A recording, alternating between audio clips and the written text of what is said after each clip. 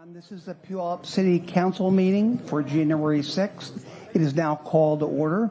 Would you all please rise for the Pledge of Allegiance?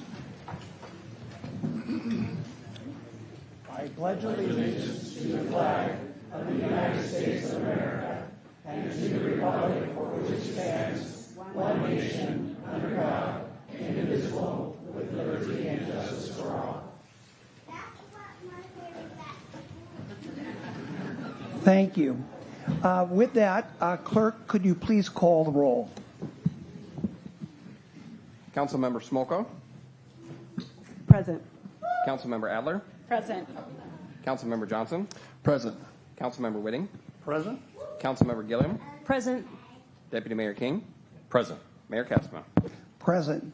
At this time, it's the tradition of the Puyallup City Council to acknowledge youth in the audience. And we have some candidates right here who've already acknowledged themselves. But I'd like to have the young students that we have go ahead and introduce themselves, tell us what school you go to. Now, that's with the exception of the scout troop that happens to be out in the lobby. We're going to honor them with an actual proclamation. But if any of the youth would like to stand up, I see right here a young man, a young lady. Tell us what school you go to. Young men.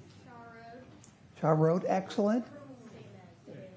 And why are you here this evening? Oh, you do? Well, excellent. Thank you for being here.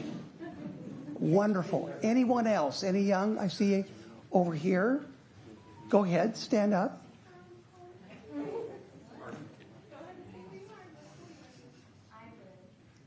And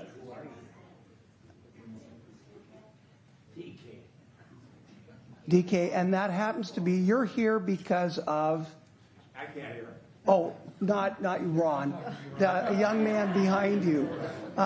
He happens to be the son of Deputy Mayor King, just so everyone knows that.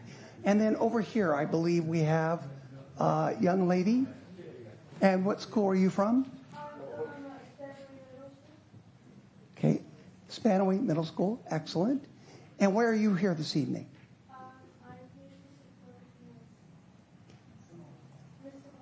Oh, excellent. Okay. And behind you, the young lady? Okay. Excellent. Thank you for being here this evening. Appreciate that. We acknowledge the youth in the audience because the youth are the future leaders of this community. And by the way, I see you, young man. Would you like to introduce yourself? My name is Braden, and I'm a homeschool. Okay, Braden, thank you for being here, young man. I'm Scholar, and I go to Maplewood. You go to Maplewood. Okay. And again, we're going to acknowledge the youth that are out in the lobby there very shortly with a proclamation. But with that, seeing no one else, we're going to move on to the approval of the agenda. Do we have a motion to approve the agenda? Move approval. Second. Moved and seconded. All those in favor indicate by saying aye. Aye. Excellent. We're now going to move to the oaths of office. And this is a reason I know many of you are here this evening. We're going to have a swearing-in ceremony for the following individuals: Councilmember Smolko, Councilmember King, and myself. We're first going to start with Councilmember Smolko. When she completes the swearing-in, she will come up and she'll have an opportunity to provide some comments at that time. So please, go ahead. I'm going to have my mom, who surprised me from Arizona, and hold the Constitution for me so that I have to put my hand on it. Raise your right hand. Repeat after me. I, I, Lindsay Smolko, Lindsay Smolko, do solemnly swear do solemnly swear or affirm or affirm that I am a citizen that I am a citizen of the United States of the United States and of the state of Washington, and of the state of Washington, that I am legally qualified to assume the office of District 3 District 3 City Council Member City Council member for the City of Puyallup, for the city of Puyallup, that I will support that I will support the Constitution and laws of laws of the United States the United States and of the state of Washington, and of the state of Washington, and that I will and that I will faithfully and impartially faithfully and impartially discharge the duties discharge the duties of this office of this office to the best of my ability. to the best of my ability.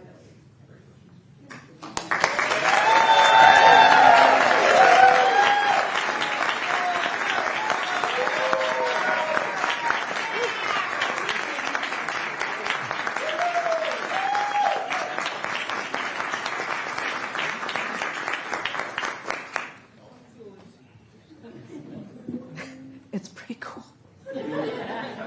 I am deeply honored to serve as a city council liaison for my neighbors in District 3 and all of Puyallup. We got here by the power of collaboration and community engagement. I filed to run for office out of a sense of fear and anxiety. Campaigning brought so much joy, hearing all of the stories and visions of living and working in Puyallup. And today I feel nervous-sided. It's a word my family made up to describe wanting to do something so badly you're afraid you'll mess it up. Over the next 4 years, I pledge to prioritize the voices of our marginalized communities to ensure that all individuals, not regardless of, but because of their diverse backgrounds and needs, have a seat at this table, or will make the table longer. My overarching vision is to listen, and mission is to listen and learn from all of you, the experts on all the issues, and be dogged in my pursuit to make it all make sense. And I'm counting on you to hold us accountable, to ask questions, and to serve you with authenticity and integrity. Thank you to all of you who are here and online. Keep coming, keep checking in on us, and Happy New Year.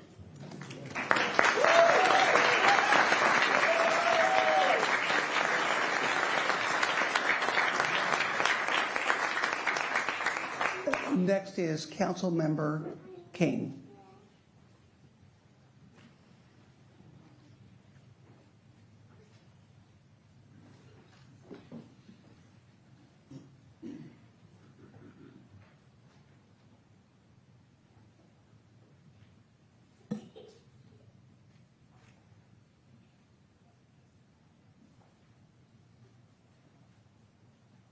Sir, raise your right hand. Repeat after me. I, Dennis King, do solemnly swear or affirm that I am a citizen of the United States and of the state of Washington, that I am legally qualified to assume the office of District 2 City Council Member for the city of Puyallup, that I will support the Constitution and laws of the United States and of the state of Washington, and that I will faithfully and impartially discharge the duties of this office to the best of my ability. Congratulations.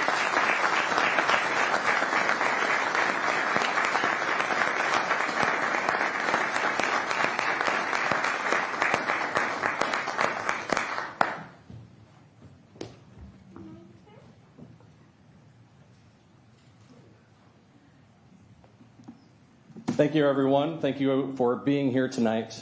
I want to begin by thanking the people of Puyallup for the opportunity to serve as your deputy mayor over the last 2 years. It has been a true honor to serve in that role, and I'm grateful that you have put your trust in me during that time. As I stand here tonight, I do so proudly as your council member, ready to continue the work ahead. I would also like to thank Mayor Jim Castema for his leadership and vision as mayor. Over the last 2 years, his steady guidance has brought renewed energy and momentum to our city, helping fulfill long-lasting visions that had been discussed for decades and bringing new life and vibrancy to our city. And to our incoming mayor, Ned Whitting, I look forward to working alongside you as we continue moving this city forward together. Puyallup is a city defined by its people, families, small businesses, public servants, and neighbors who care deeply about this community. That spirit is what makes this place special, and it's what guides the work that we do here. As council member, my focus remains clear: supporting public safety, investing responsibly in our infrastructure, and planning for growth that is thoughtful, intentional, and centered on the people who already call Puyallup home. I want to thank our city staff for the professionalism and dedication you bring every day. You are the backbone of this city. And to my family, my wife, Melinda, my daughter, Kensington, and my son, DK, thank you for your unwavering support as we serve this city that we know and love. Public service is truly a team effort. Tonight, it's not just about a title. It's about a responsibility to listen, to collaborate, and to serve this community with integrity.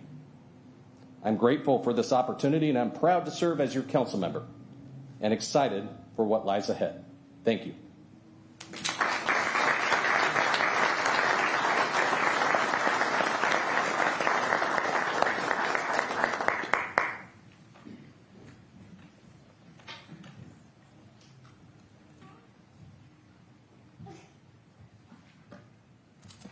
Sir, raise your right hand. Repeat after me. I, Jim Tassimo, I, Jim Shastama, do solemnly swear do solemnly swear or affirm or affirm that I am a citizen that I am a citizen of the United States of the United States and of the state of Washington, and of the state of Washington, that I am legally and legally qualified to assume qualified to assume the office of District 1 the office of District 1 City Council Member City Council Member, for the city of Puyallup. That I will support and I will support the Constitution the Constitution and laws and laws of the United States of the United States and of the state of Washington, and of the state of Washington, and that I will faithfully and I will faithfully and impartially and impartially discharge the duties discharge the duties of this office of this office to the best of my ability. to the best of my ability. Thank you.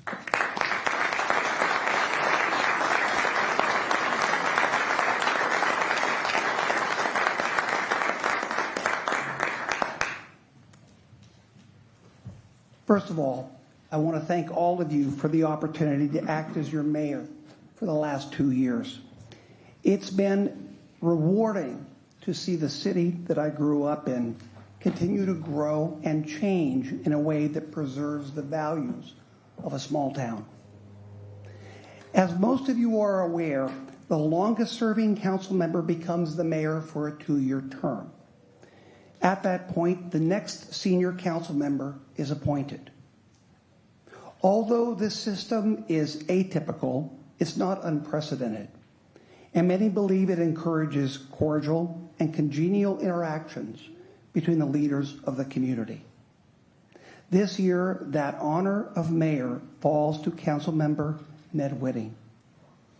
But before I pass the gavel, I would like to take the opportunity to acknowledge the former mayors who are with us today. I want to give special recognition to former Mayor Ken Martin, who recently passed away. He will be missed. On the 27th of this month, we will have a proclamation in his honor. So to the former mayors, if you could go ahead and stand after I call your name and remain standing, please. We'll start at the end with former Mayor John Hopkins, please. Former Mayor Ron Crow. Former Mayor John Knutson. And former Mayor Rick Hansen. Would you all join me in giving an applause?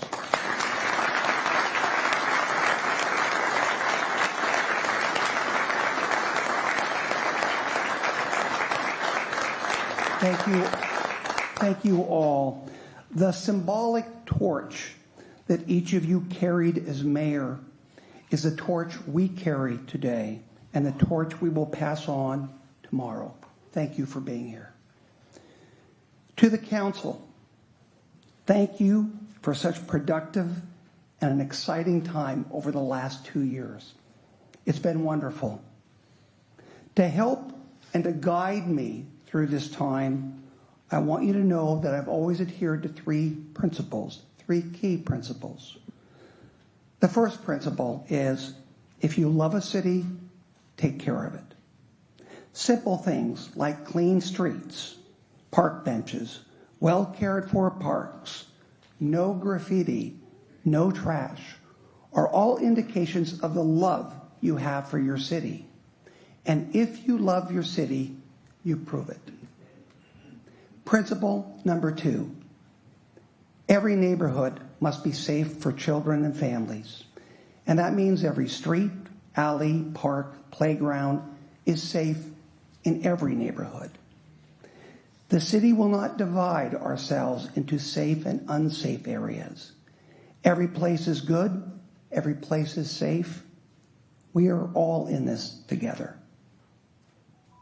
Finally, the third principle that I've adhered to is that we, not others, must determine the future of Puyallup. Change is inevitable, and unless we mold change to the long-term advantage of our city, someone else will do it, and they will not love this city. They will not be concerned with how we are in 20, 30, or 40 years. Only we will. Of all our accomplishments in the last 2 years, I'm probably proudest of the quality of life rating residents have given our city. In our latest survey, 90.4% of our residents said they believe Puyallup offers a high quality of life, almost twice the regional average. Our downtown is thriving. Crime is down. We have high quality developments on the way. Believe it or not, we were even selected in the United States as the most likely to host a Hallmark movie of all things. So if you want to propose to someone or you want some romance, come to Puyallup. So to continue this journey, without further ado, I'm pleased to announce the next mayor of Puyallup, Ned Whitting.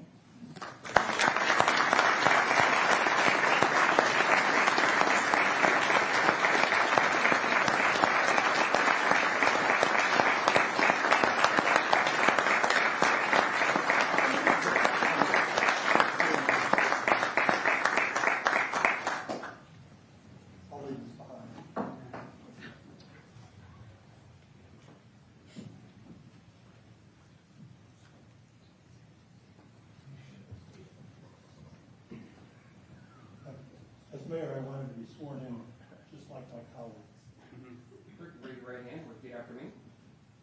I, Ned Whitting, I, Ned Whitting, do solemnly swear do solemnly swear or affirm or affirm that I am a citizen that I am a citizen of the United States of the United States and a resident and a resident of the state of Washington, of the state of Washington and the city of Puyallup, that I am legally qualified that I am legally qualified to assume the office to assume the office of mayor of mayor for the city of Puyallup, for the city of Puyallup, that I will support that I will support the Constitution the Constitution and laws and laws of the United States of the United States and of the state of Washington, and of the state of Washington, as well as all local ordinances, as well as all local ordinances, and that I will and that I will faithfully and impartially faithfully and impartially carry out the duties carry out the duties of this office of this office to the best of my ability. to the best of my ability.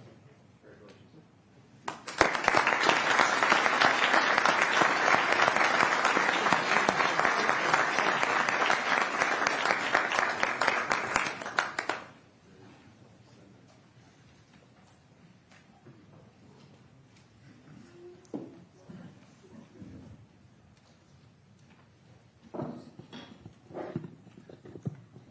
I try to keep my comments short, so if you see me in a public setting, when we did the Van Lierup's park opening, I was reminded tonight of my lengthy speech there. Basically, I said, less talk, more rock. You're not so lucky. My remarks today will probably be the longest I give for forever.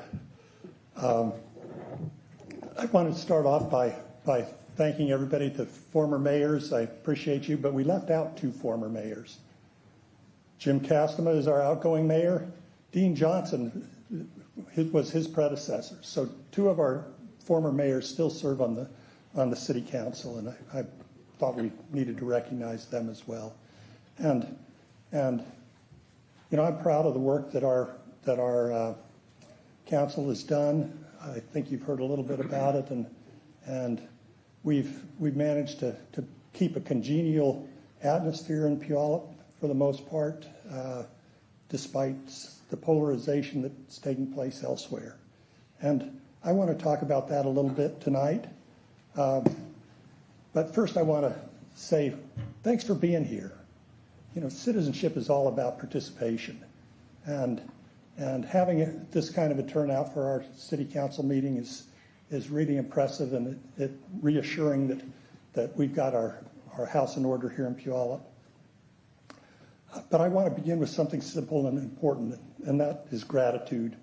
I'm grateful for the opportunity to serve, grateful for the trust you've placed in me, and grateful to live in a place like Puyallup. When my family and I moved to Puyallup 25 years ago, we didn't imagine that we'd be here forever. Many of our neighbors feel the same way. They've moved here, they've put down roots, they've grown into the community and started contributing and volunteering. They've become part of the community, and now that I'm retired, my wife and I can move anywhere we want, but we want to stay in the hallmark city, Puyallup.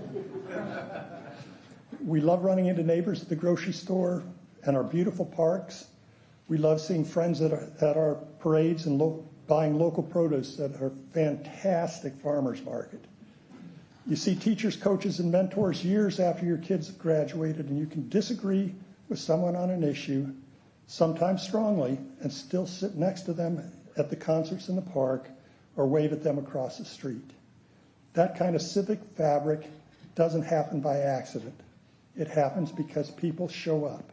They show up for schools, for churches, for nonprofits and food banks, youth sports, and senior centers. They show up for one another. Which brings me to a word we use all the time, but don't always stop to think about: community. The word community comes from the roots that mean shared and common, and at its heart, it implies responsibility, not just belonging, but participation. A community isn't something we consume, it's something we build. And it only works when people are willing to invest with their time, their energy, and sometimes their patience. That belief is at the core of why I serve and how I try to approach public life. Many of you know that scouting has played an important role in my life. The values that guide me personally and publicly come straight out of the Scout Oath and Law. I've repeated the oath of office here this evening, but I've said the Scout Oath and Law 1,000 times, either as a youth or as an adult volunteer. It has shaped who I am. Let me repeat it for you this evening. And we've got a scout troop out in the Candle Hall, and I'd love to hear an echo of this. On my honor, I will do my best to do my duty to God and my country, to obey the Scout Law, to help other people at all times, to keep myself physically strong, mentally awake, and morally straight. Thank you.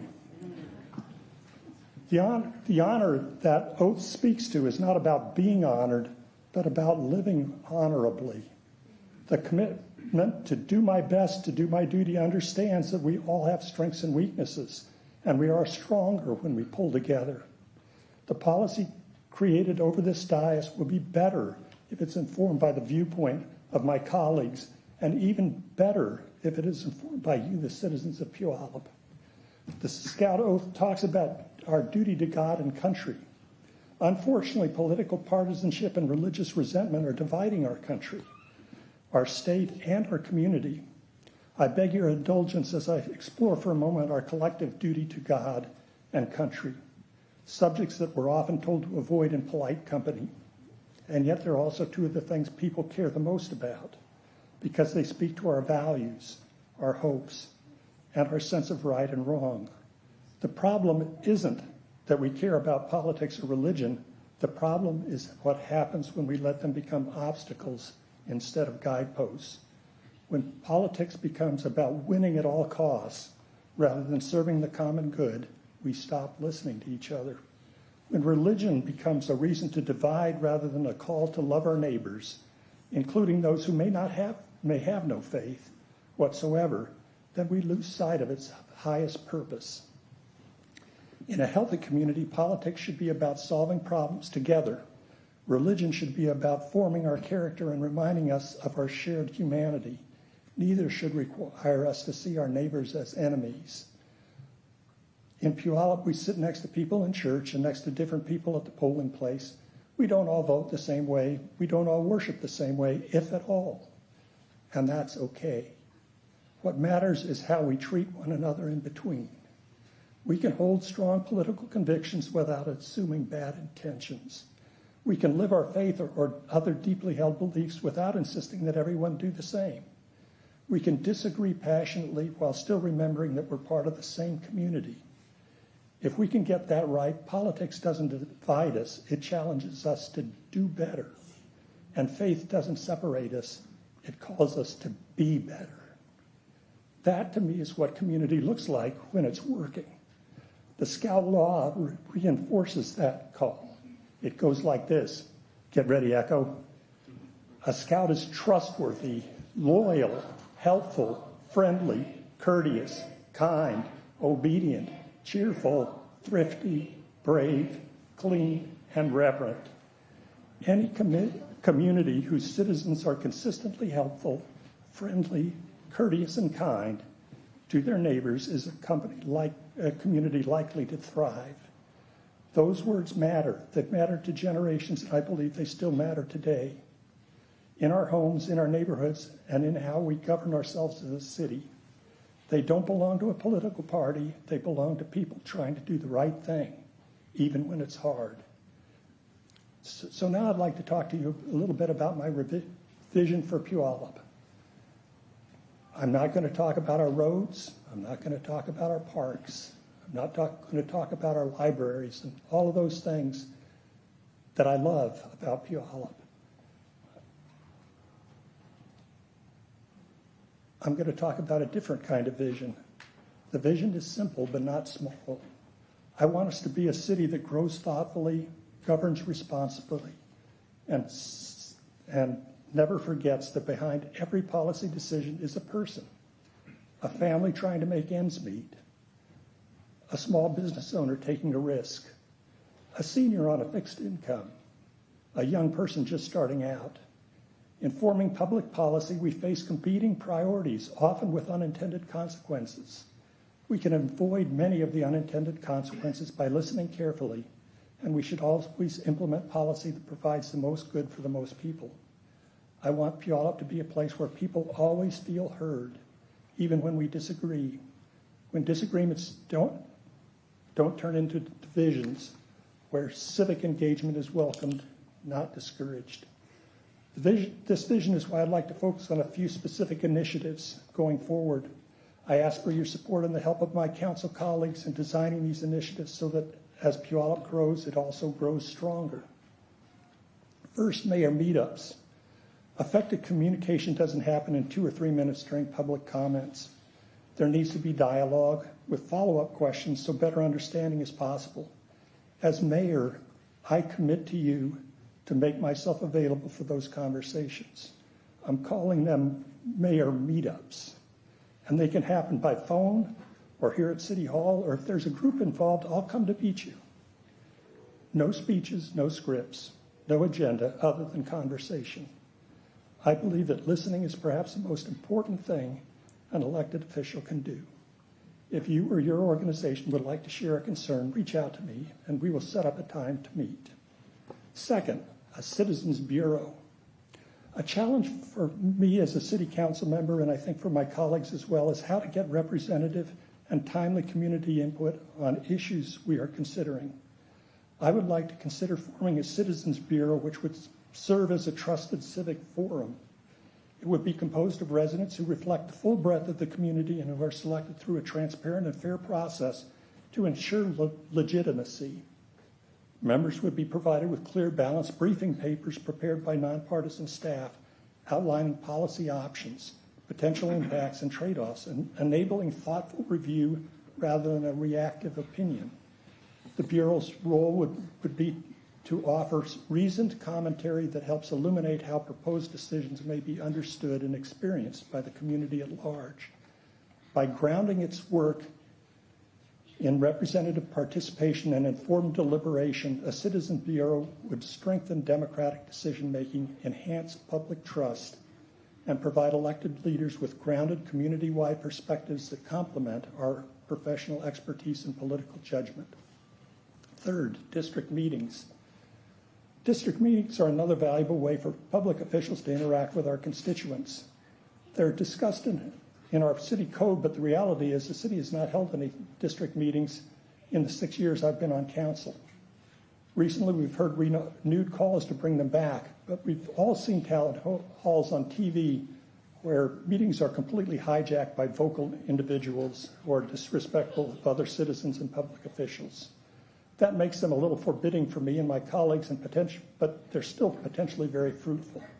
So my District 3 colleagues, newly elected Council Member Smallco and Council Member at large, people are moving around, so a little hard to keep track, Renee Gilliam.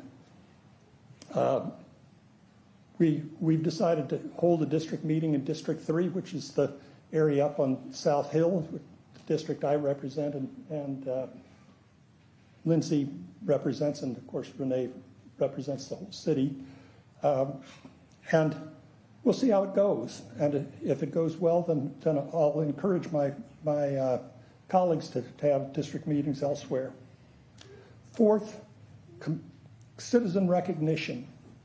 We have many citizens among us in Puyallup who live out respect, kindness, and neighborliness every day. I would like to create an award to recognize those quiet heroes who serve our community without any expectation of recognition or reward.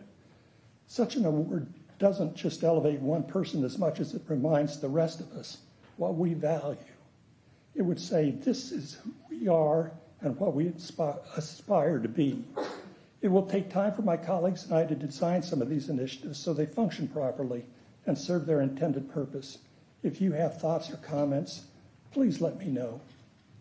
I would also like to introduce Puyallup to one of my favorite civic organizations and invite you to an upcoming event.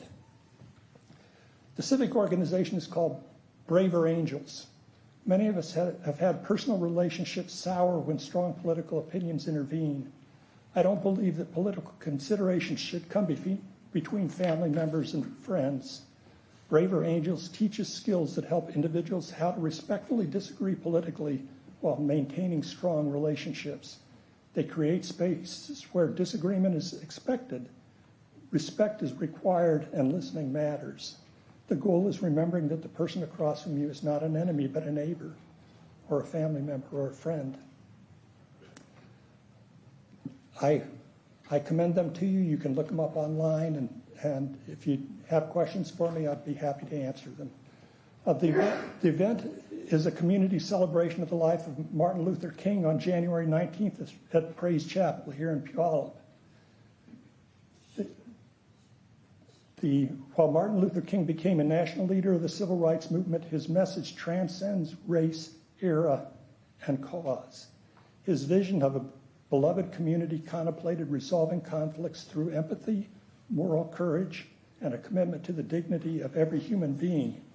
Be on the lookout for additional events as the year goes on, particularly the celebration of our 250-year anniversary of the founding of this country. In closing, I'm going to close where I began, with gratitude. The name Puyallup is often described as meaning generous people. Whether or not you know the linguistic history, I believe that the description fits. We are generous with our time, generous with our compassion, generous in how we show up for one another. If we hold on to that generosity in spirit, in dialogue, and in service, then Puyallup's best days are not behind us, they are ahead of us. Thank you for the honor of serving you. Thank you for being part of this community, and thank you for continuing to make Puyallup the generous place we're proud to call home. Thank you.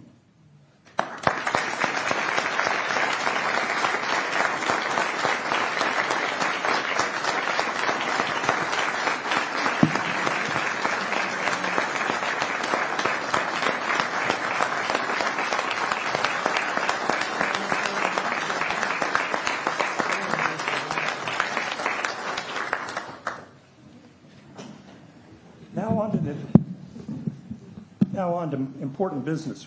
We have a mayor. We've still got a deputy mayor, but we need a new deputy mayor. So it is now time for the council to select a deputy mayor. The deputy mayor is selected by a vote of the 7 council members. After that, we're going to have 2 proclamations, and then we're going to have a 15-minute recess. So you'll have the chance to meet and greet and say hello, and we'll change a little bit of the seating up here, I think. So as we move into the selection of the deputy mayor, I would like to exercise my prerogative to take first spot here, and I would like to nominate Dean Johnson as the next deputy mayor. Do I have a second? Second. Thank you. Are there any other nominations? I would like to nominate Lauren Adler for deputy mayor. And do I have a second? Second. Are there any other nominations? The nominations are now closed. We will now vote based on the order. I will call for a vote first on Dean Johnson. All in favor? Aye. Aye. Aye. Roll call.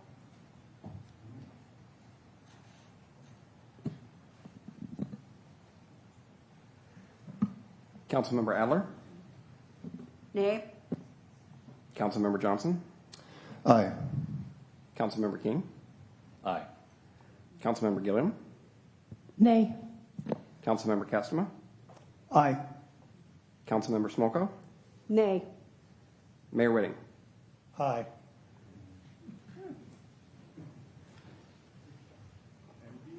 Dean Johnson is our new deputy mayor.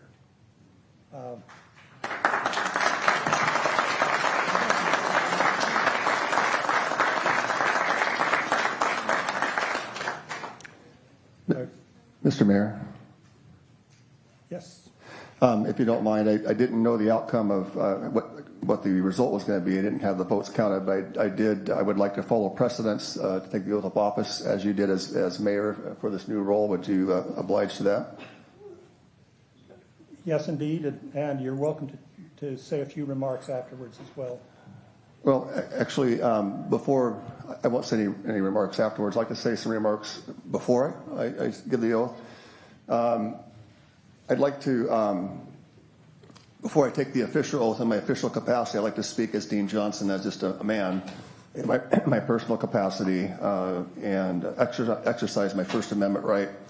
On a personal level and consistent with my rights under the First Amendment to the United States Constitution, I would like to publicly and freely acknowledge my faith in Jesus Christ.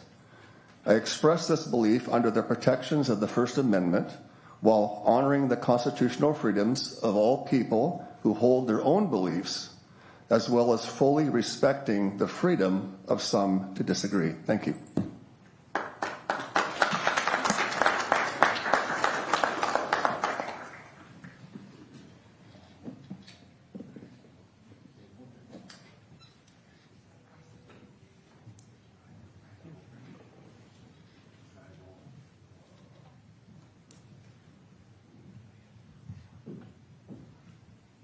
I'd like to ask a dear friend of mine, Pastor Bob McGraw, who would hold the Bibles for me.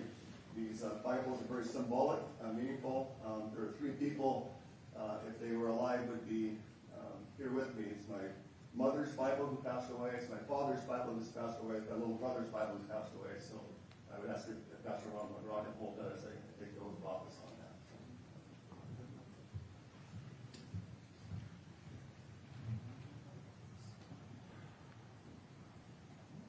Raise your right hand and repeat after me. I, Dean Johnson, I, Dean Johnson, do solemnly swear do solemnly swear or affirm or affirm that I am a citizen that I am a citizen of the United States of the United States and of the state of Washington, and of the state of Washington, that I am legally qualified that I am legally qualified to assume the office to assume the office of Deputy Mayor of Deputy Mayor for the City of Puyallup, for the City of Puyallup, that I will support that I will support the Constitution the Constitution and laws and laws of the United States of the United States and of the state of and Washington, of the state of Washington, and that I will faithfully and impartially discharge the duties discharge the duties of this office of this office to the best of my to ability, the best of my ability, as guided by the wisdom of God. as guided by the wisdom of God. Congratulations. Thank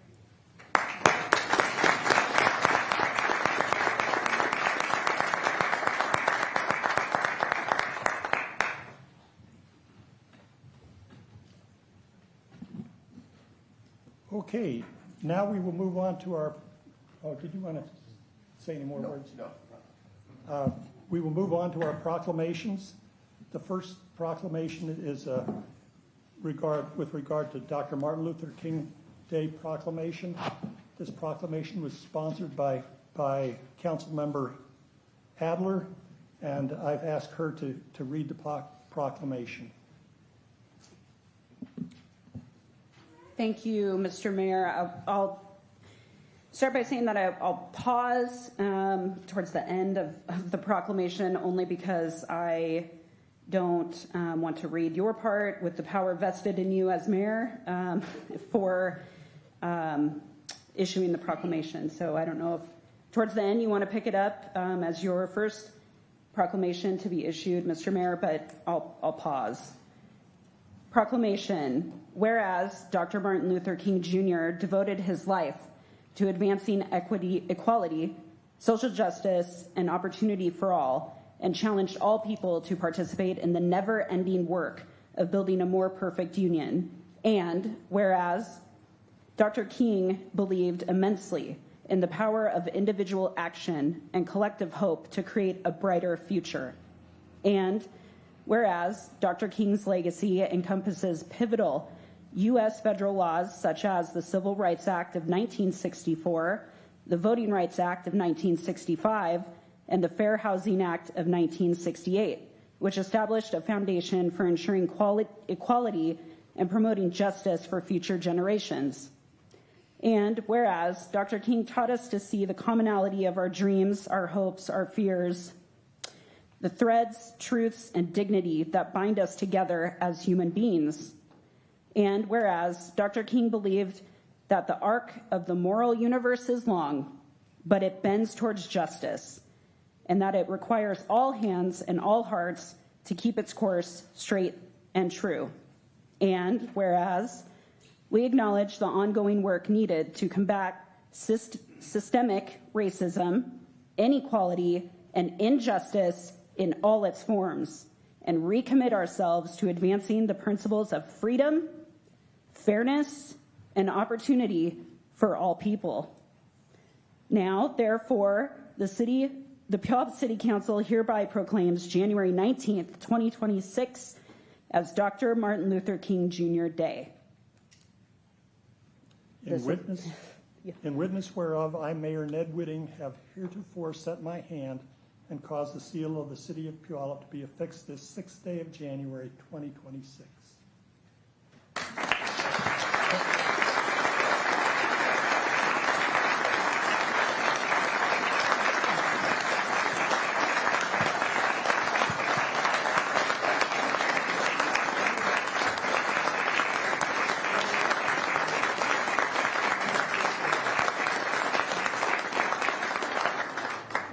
I'd like to invite the recipients of this to come forward and meet us, and so we can take some pictures.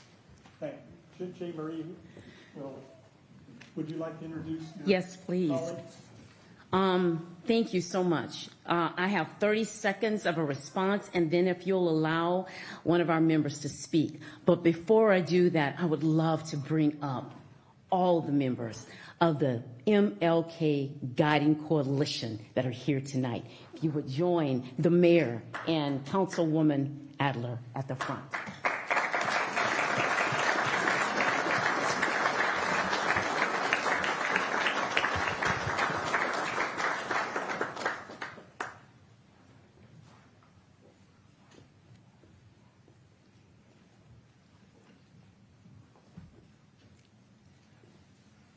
So I want to say good evening to Mayor Whitting and council members and deputy mayor.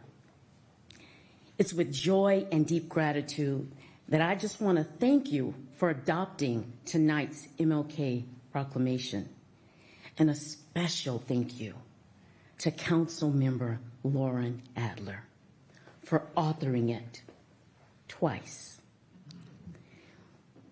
This is a multicultural, multi-sector guiding coalition. And I look around this chamber and see all of us. We are about us being well. And I want to thank you.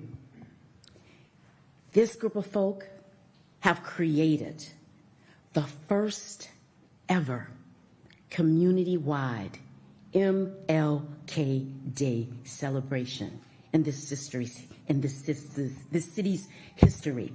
And it's going to be held at the historical Black Church of Puyallup, Praise Chapel, on January 19th. We are expecting 400 plus neighbors and friends. And that building can take a whole lot more, so you're all invited. Please join us. Invite a neighbor to attend. Puyallup is about unity, service, and at that, we're going to have some songs and some dancing as well.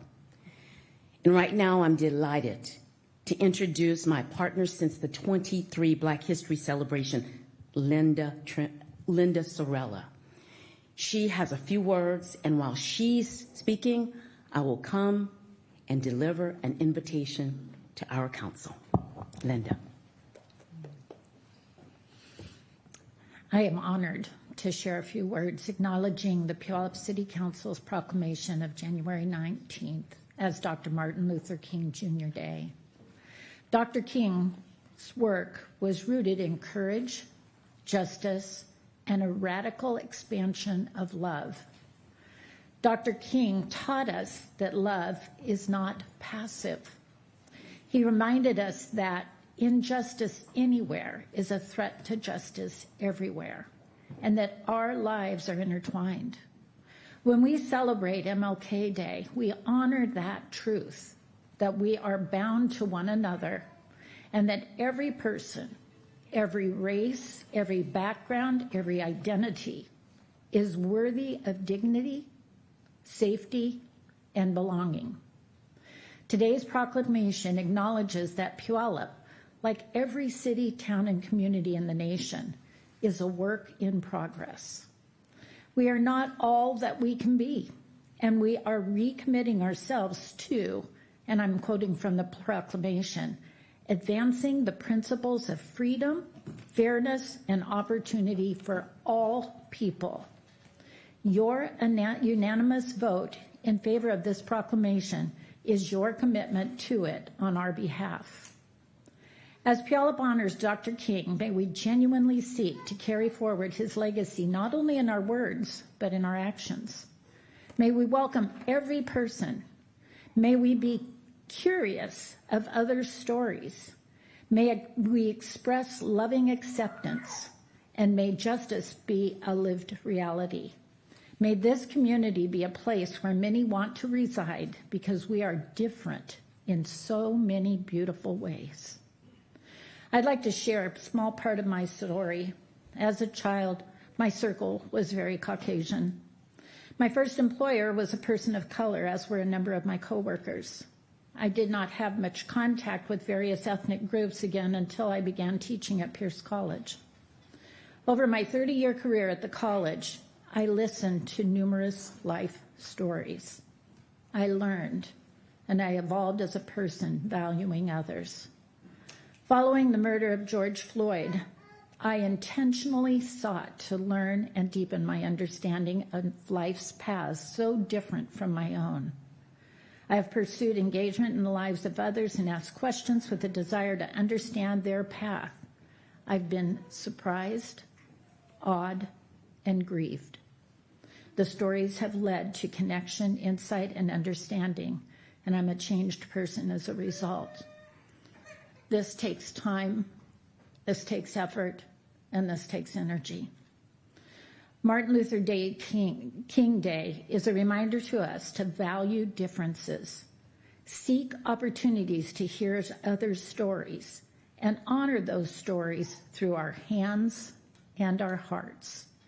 May all of our hands and hearts work together to advance the principles of freedom, fairness, and opportunity for all. And before we leave, can we just please get the names of each of these beautiful coalition members? And I want to acknowledge Director Chantel Harmon Reed, who is the director of the health department for our county. Thank you for being here. Carol, we'll start here and then we'll just put our names in the room so people can know the beautiful, beautiful people who've co-created this amazing event that's going to happen on January 19th and of which you're all going to be there.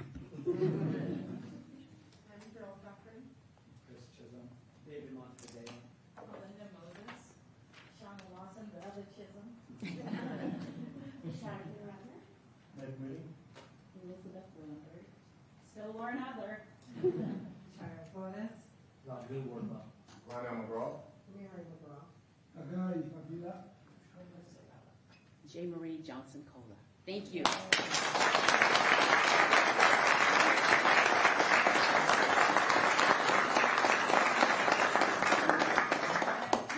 So, shake us up.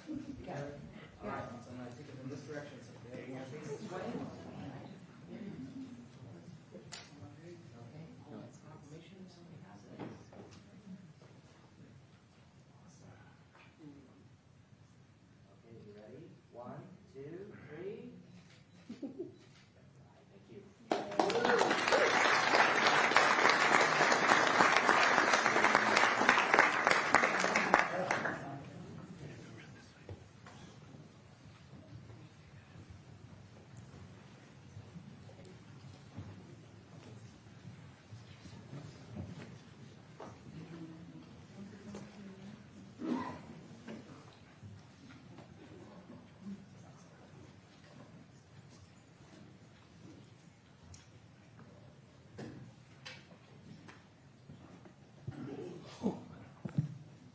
Okay, we have a second proclamation for Scouting America.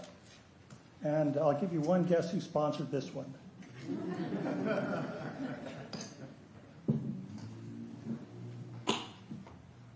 Whereas Scouting America has for more than a century provided young people with opportunities to develop leadership skills, self-reliance, personal responsibility, and respect for others. Whereas the Scouting program emphasizes core values including honesty, integrity, service, perseverance, and respect for community and country. And whereas Scouting America prepares youth to become responsible citizens by encouraging civic engagement, volunteer service, environmental stewardship, and an understanding of democratic principles. And whereas participation in Scouting fosters character development through experiential learning, mentorship, teamwork, and service projects that strengthen both individuals and communities. And whereas the adult volunteers, leaders, and community partners who support Scouting America play a vital role in mentoring youth and modeling positive citizenship, and whereas communities benefit when young people are equipped with the skills, values, and confidence to contribute meaningfully to civic life. And now, therefore, be it proclaimed that the City of Puyallup hereby recognizes and supports Scouting America for its enduring commitment to building character, developing leadership, and promoting good citizenship among our youth. And be it further proclaimed that the City of Puyallup encourages residents to acknowledge the positive impact of Scouting America and to support its programs, volunteers, and participants as they work to strengthen our community and our nation. In witness whereof, I, Mayor Ned Whitting, have heretofore set my hand and caused the seal of the City of Puyallup to be affixed this 6th day of January 2026. Now, I'd like to invite our scouts to come forward, and while they're doing that, I'd just like to share with you scouting is a pretty exciting thing for our youth. And it is, in my years in scouting, it has taken me kayaking in the islands off the coast of Southern California, whitewater rafting down the Klamath River, up the slopes of Mount Shasta, 14,000 feet, the snow camping in a snow cave in the high Sierras of California, and many, many other adventures. So it is an opportunity to give these young people great experiences that they will treasure throughout their life. I know I treasure mine.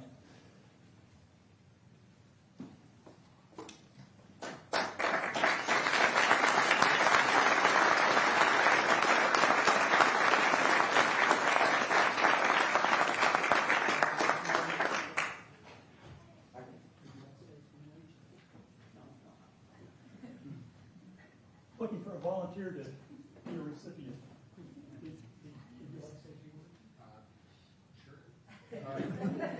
So on behalf of Scouting America and Pacific Harvest Council, we appreciate your partnership and continued support of Scouting in this community and ensuring that the Scouts are able to be good stewards and provide dignity to country and dignity to the local community here as well. Thank you.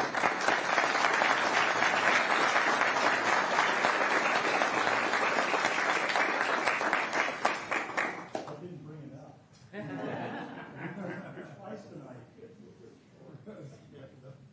We'll get you more. Thank you. Appreciate you being here.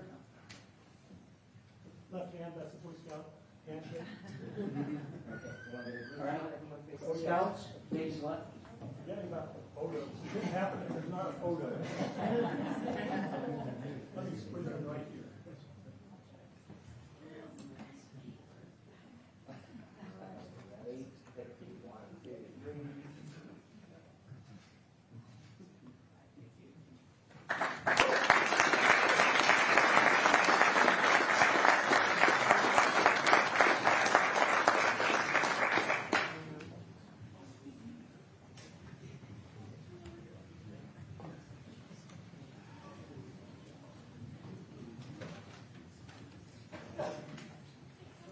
These young people are working on their citizenship, and some of them are working on their citizenship in the community merit badge, and one of the requirements is they come to city council meetings. So they are going above and beyond. So at this time, I'd like to take a 15-minute break so people can meet and greet, and we're going to change our seating up here on the dais during that time period. So enjoy yourselves. Say hi to friends and neighbors, and we'll reconvene in 15 minutes.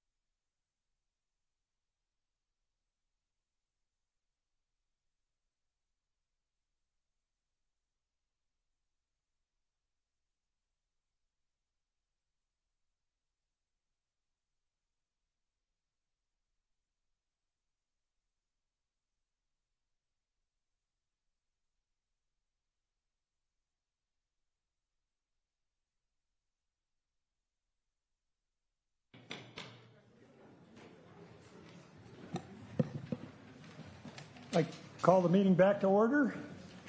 Our first item of business is the consideration of minutes. Do I have a motion to approve the minutes of November 18, 2025? Motion So to. moved. Second.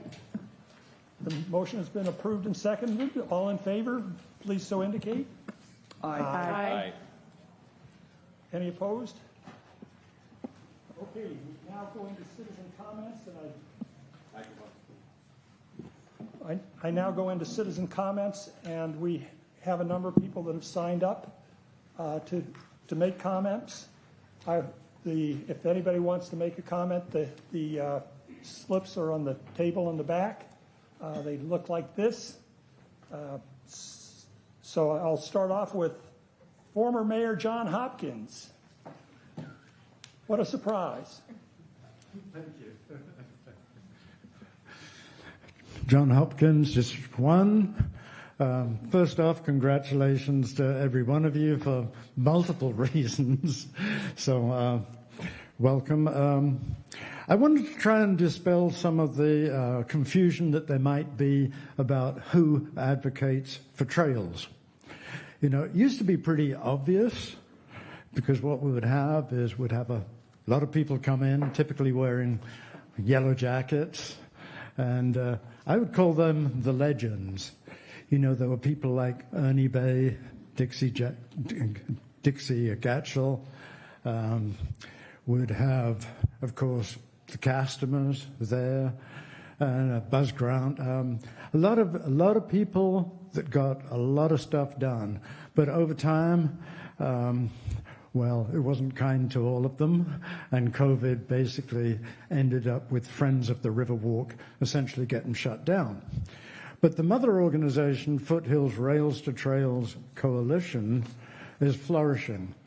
It's always had a lot of volunteers, and its basic mission really is Rainier to Ruston, which is where it gets a lot of money from. They are primary advocates, and I will tell you that 3 years ago, they made a phenomenal move and hired an executive director. So they went from a very strong volunteer-based organization to a professional, strong organization. And the people that did the work, Bree is the latest executive director, Shayla Miles before her, have turned it into a phenomenal organization, even better than it was before. The other organization is Forever Green Trails. Now, they are headed up by Larry Levine, and another former mayor we have as John Palmer is their president. Now, they do a lot of work as far as getting big-time grants. So the pair of the organizations work very well together. There's a tremendous amount of collaboration. So I don't think there's a competition. There isn't. There's a lot of good work done between them. 30 seconds. Bree works very well with Larry. And so if you need to know something about the trails and what's going on, you could talk to myself, you could talk to John Palmer, but actually the best person to talk to is Cody Geddes, your parks director, because he is a phenomenal advocate and does a great job and knows exactly what's going on. And I believe he's on the board of Forever Green Trails as well. So that's my pitch. Thank you. And I neglected to have the rules for public comment read. I'd like to have our city clerk read those at this time. This part of the meeting is for general citizen comments. Please reserve any public hearing testimony to that section of the agenda. The mayor will call on those who have provided their names in advance. Then the mayor will call for other citizens who wish to speak. For the record, please state your name and address or city council district in which you reside. Please direct your comments to the council as a whole, not individual council members. All comments are limited to 3 minutes. The clerk will provide verbal notice when only 30 seconds remain. As a reminder, this portion of the meeting is council's opportunity to hear from the community and not a time to engage in debate. Lastly, per state law, this public comment period cannot be used to speak in support of or in opposition to a ballot measure or individual candidacy, and no such comments will be allowed. Thank you. Our next citizen comments will come from Paul Romich.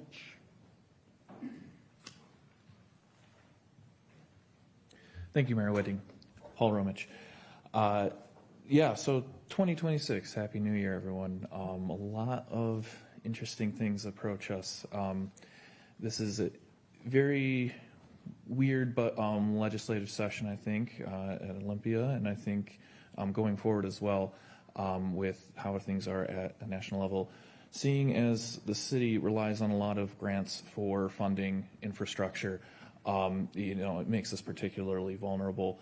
And so I was just making sure that you guys are very conscious of, as we grow and expand on making sure that we have economical growth as well, right? And that's just not just new businesses, but it's spaces for new businesses.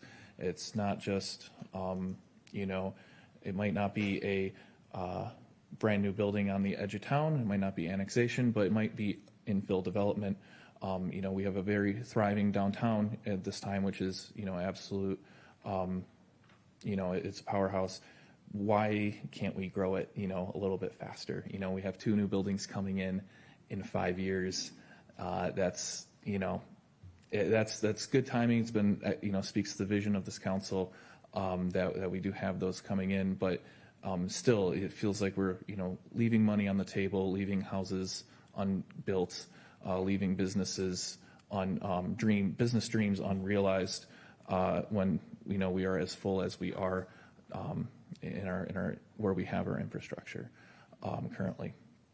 So I just hope that is something that you keep on the forefront of your mind as we progress throughout the year, because there's a lot of policy changes that can be implemented that make our city more productive.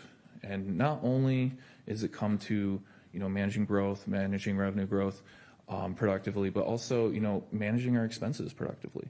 And safety on our streets. And, I'm not really going to let this drop, but, we had a very high profile incident with a minor, here in probably one of the safer places to exist in Puyallup as a pedestrian. And there's a lot we can do for really, really cheap if we 30 seconds. Change our, road standards to adopt to be more adaptable, right? If we had a paint and post technique, is what I like to call it, where we use paint and flexi posts to at least get something on the ground that's real, we can increase safety on our intersections and streets very cost effectively, so we don't have to wait for full development cycles, and we already have a pilot in place. So when we finally do get the money to implement in a real thing, we already have at least some concept Mr. Mayor, of what we want to see. speakers reach 3 minutes. Thank you. Thank you. We'll next hear from Tim Mellema. Hello, my name is Tim Mellema. I live at 335th and Meridian in Eatonville now. I have some business interests in Puyallup. Just wanted to first and foremost thank the outgoing mayor. This town is completely different than it was 10 or 11 years ago. The Hippocratic Oath is first do no harm. Your safety first approach has been wonderfully appreciated. We've been doing this 8, 9, 10 years, cleaning this city up. Council's been doing an amazing time on it. This last 6 months, 9 months, had some pretty rancorous discussions in town. I appreciated now Mayor Whitting's talking about not letting politics divide us, but we had citizens standing here at this dais calling this town a KKK town. And just some really disgusting behavior. So want to thank you as a council for just putting safety first. I mean, this town, 10 years ago, you didn't want to walk the streets, you didn't want to walk the alleys. The council as a whole would roll over when a grifter would threaten a lawsuit against, they would literally just roll over. And you guys are doing an amazing job. The town is clean. I was in the park the other day, and bunch of drugged out homeless people started a fight and threats were made and they were going to kill each other. 3 officers showed up. The community outreach officer showed up.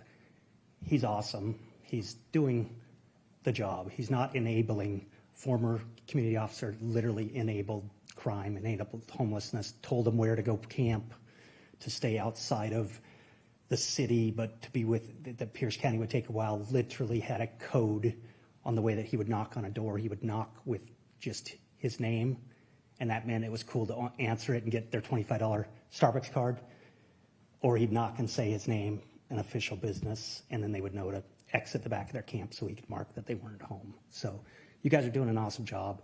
Safety is the biggest thing. I have cleaned up less human waste in the alleys in downtown Puyallup in the last 2 years than I did in the prior 8. So I just appreciate you guys, appreciate the hard work, and I hope the focus stays on safety, because it is by far the most important thing in my opinion. 30 seconds. Everything else is secondary to it. So thank you for your hard work, and that's it.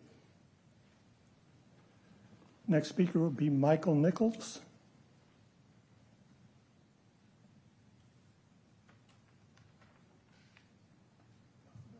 Moving on. Angelin Izquierdo. I'm sorry, I murdered it. Izquierdo.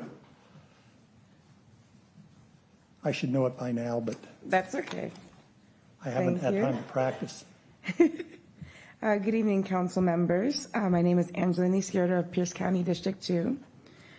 Congratulations on new titles and positions, new plates, and also a new year of problem solving. Personally, I'm excited to have this day finally recognized here in our city of Puyallup, the Dr. Martin Luther King Jr. Day proclamation.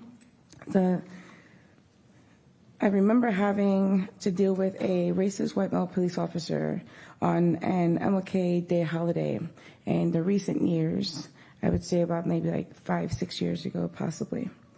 And who wanted to show me his gun and yell at me when I simply just asked him a question on a detour on the street. So since I've moved to Puyallup about 20 years ago, having encountered extreme racially motivated violence by both sides of blacks and whites, we have made some progress in the right direction, but still need to continue addressing racism more head-on. So while being a Puerto Rican woman has been difficult in a sea of discrimination, all of us should stand up more against the uncomfortable encounters and correct the behaviors humanely. The good news is that our community is becoming more empowered, thank goodness, against the irrational violence, and are no longer going to ignore it while addressing concerns. May all of us colors of the crayon box,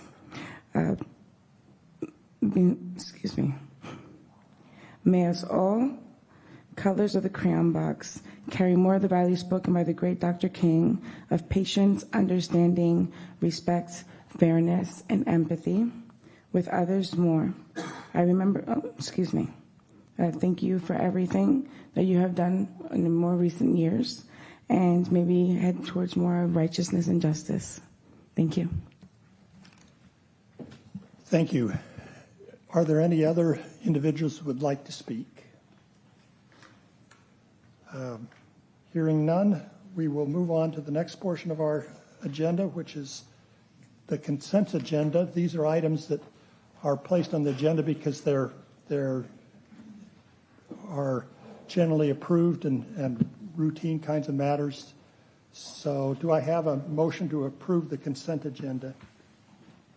Mr. Mayor, if you don't mind, I know precedents before you allowed council members to take something off if we wanted to address it separately. Is that something that you're willing to consider? Absolutely. I'm new at this job. Okay.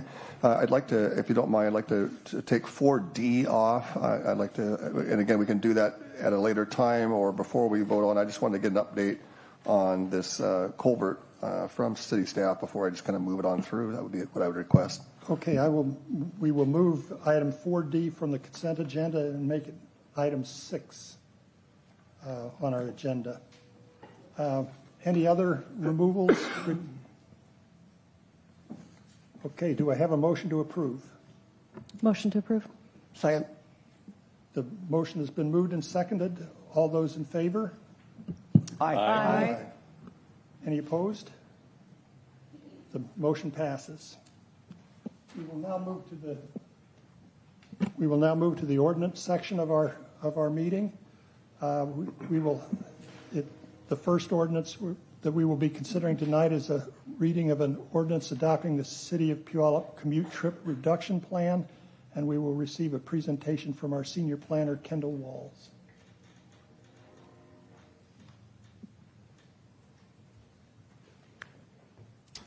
Thank you. Good evening. Kendall Walls with the Planning Division, excuse me.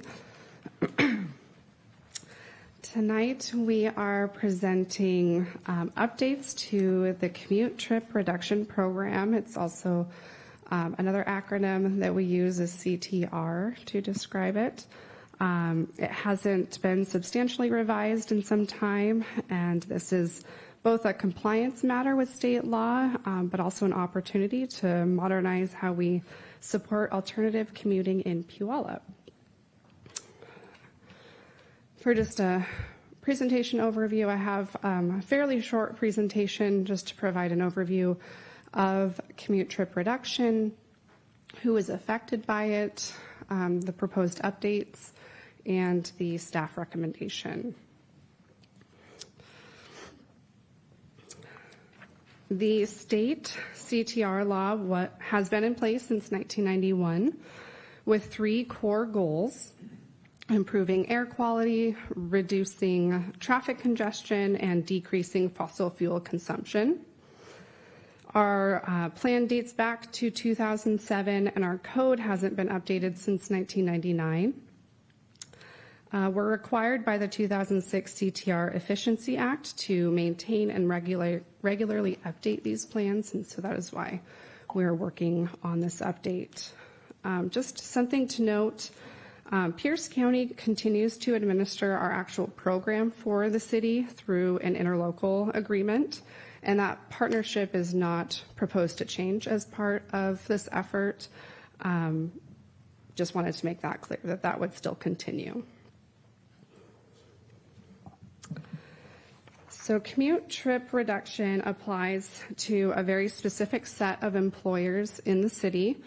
It's those with 100 or more full-time employees starting work between 6 and 9 a.m.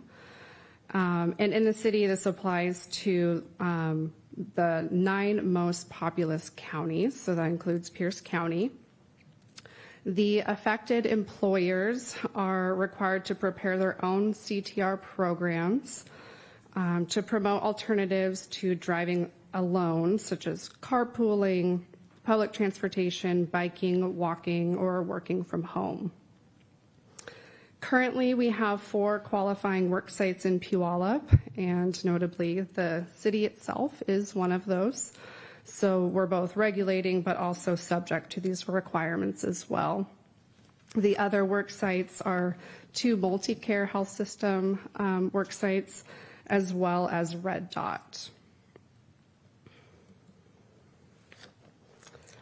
To just briefly describe the updates to the plan itself, this would be a replacement of the 2007 plan. It's a 4-year roadmap for 2025 to 2029, showing how we'll work collaboratively with employers, residents, and transit agencies.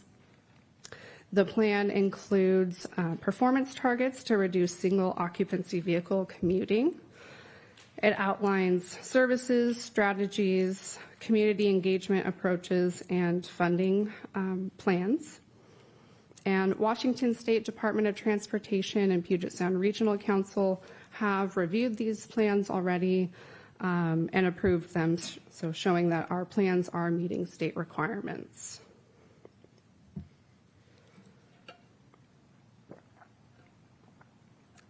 For the code amendments that are associated with this update, our existing code is out of date. It's chapter 21.16. It needs comprehensive updates throughout. The current version simply doesn't reflect modern practices as well as current state requirements. So some key changes are to eliminate outdated provisions, adding clear purpose statements, and modernizing administrative procedures.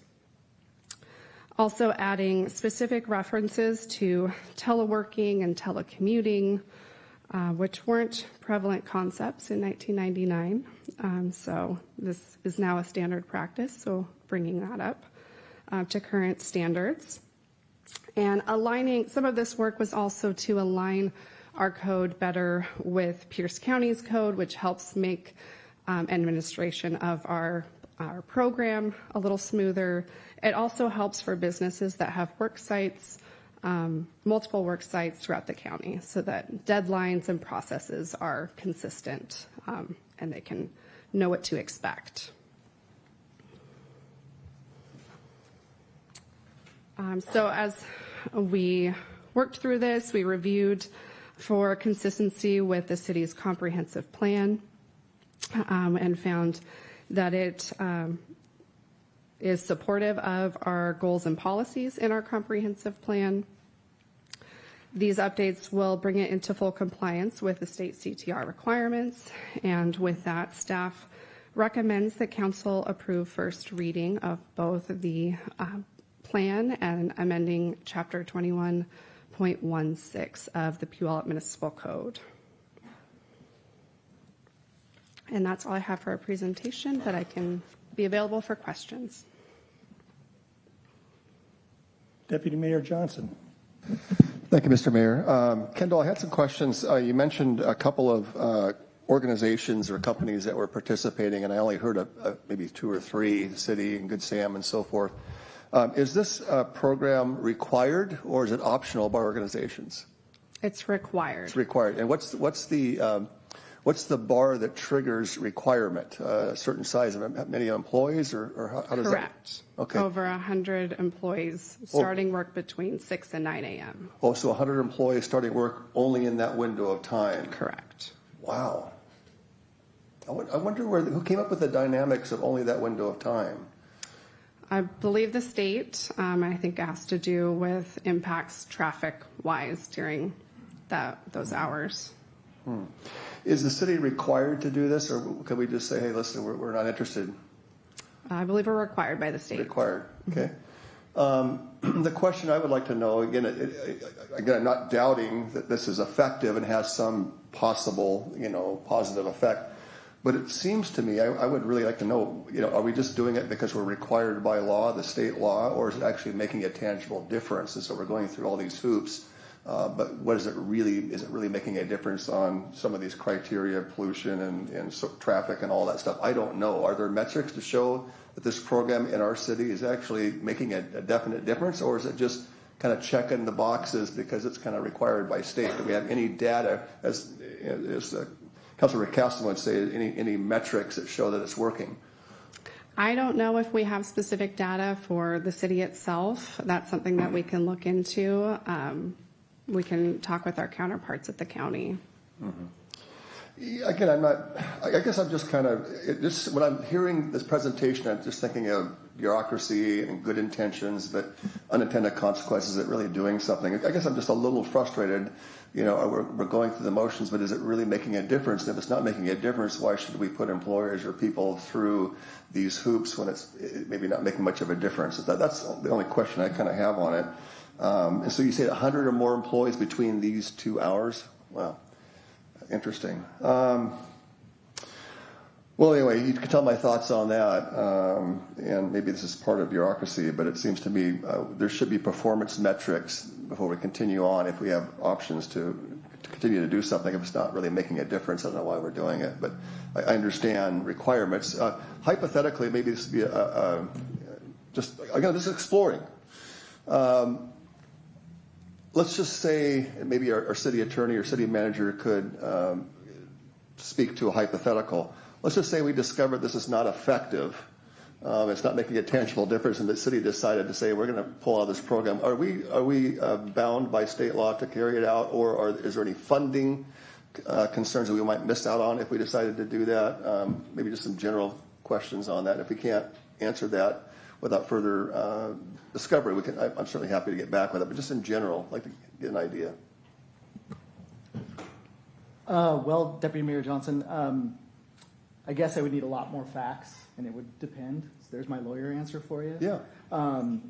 However, typically when these things are prescribed by the state, we have limited wiggle room. They're monitored and they're adjudicated by,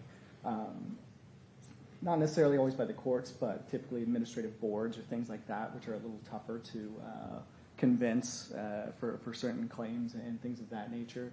So it would likely be regardless of your factual circumstance, it would potentially be a tough road to hoe, but obviously I'd need a lot more information before I could make any kind of a real, or give any kind of a real opinion. I'm not requesting that we go there.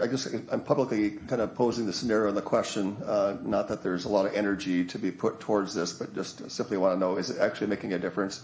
And if not, then why are we doing it? But if there's no options, that's fine. Thank you, Mr. Mayor.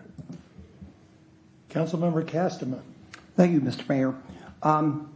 Commute reduction program seems the goal is fairly obvious, to reduce commuting. Yet in the modifications that you listed that are made, you say you changed the purpose and the intent. So what's the new purpose? What's the new intent? So that is in the code itself, and previously there was no purpose and intent, so we added one. We added a new section to the code. Again, Because the title itself is somewhat clear at what the intent is, to reduce commuting. So what is the new intent and what is the new purpose? Could you please recite that? The purpose of this chapter is to promote the public health, safety, and general welfare by establishing goals and requirements for employers to implement commute trip reduction programs in accordance with RCW 70A.1.5.4000-4080. The city recognizes the importance of increasing citizens' awareness of climate change, air quality, energy consumption, and traffic congestion, and the contribution individual actions can make toward addressing these issues. The intent of this chapter is to achieve the following objectives. Would you like me to read through those objectives? Please. 1, to improve air quality, reduce traffic congestion, and reduce the consumption of petroleum fuels through employer-based programs that encourage the use of alternatives to the single-occupant vehicle for the commute trip.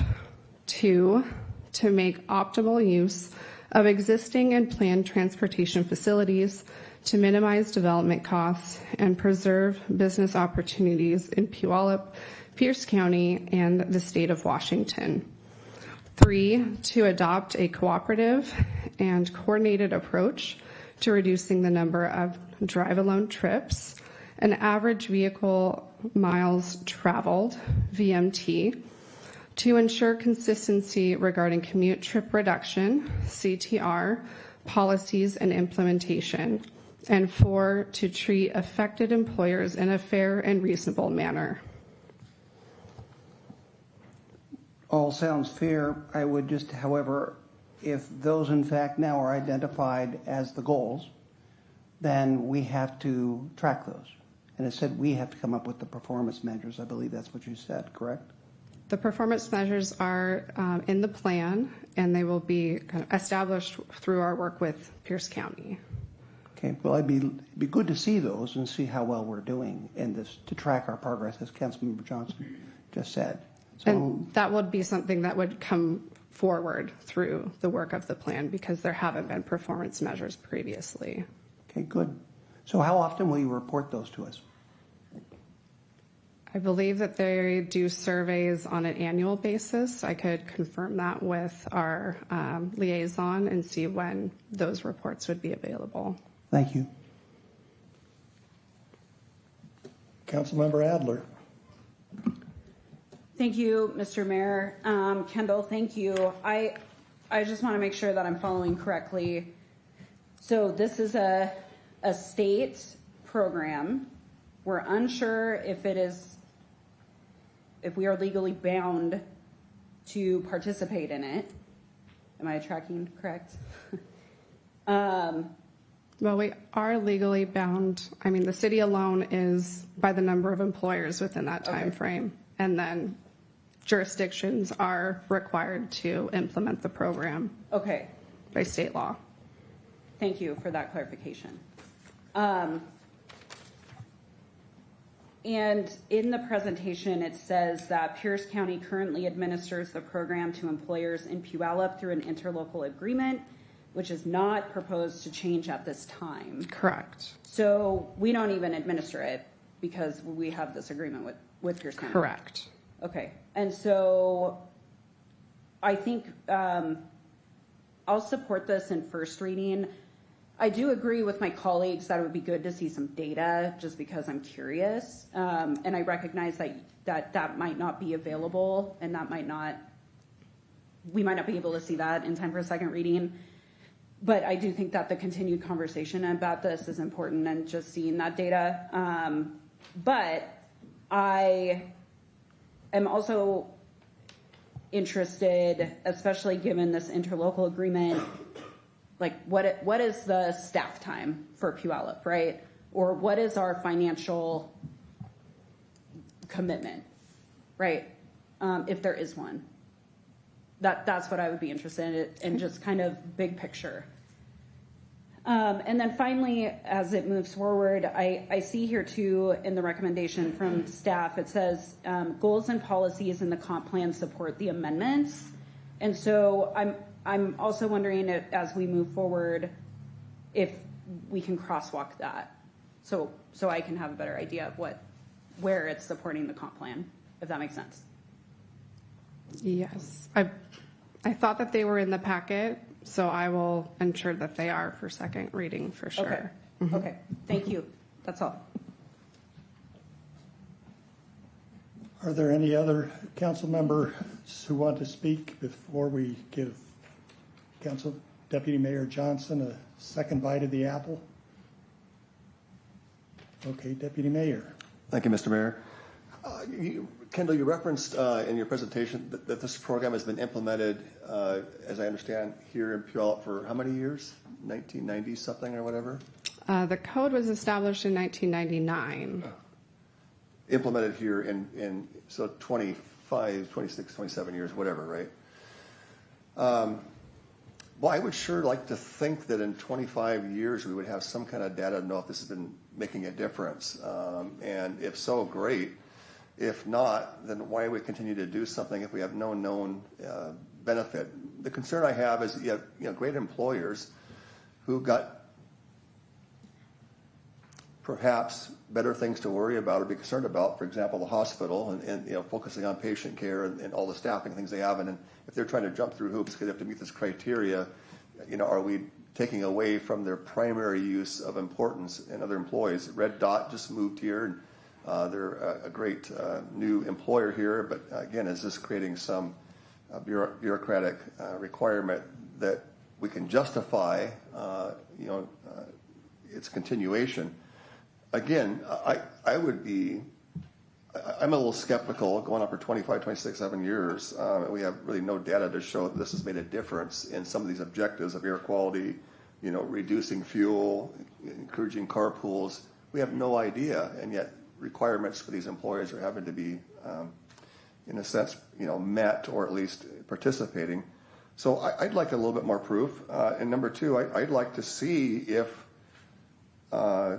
truly if we can't show any data that this is making a difference, if there are legal ways for us to say, hey, listen, it's just not working for us, and we appreciate and respect, kind of what you're requiring of us, but I'm not sure if it's required if it's not working. That seems like monotonous. So anyway, that's just my thoughts, and appreciate you letting me share that. Thank you, Mr. Mayor.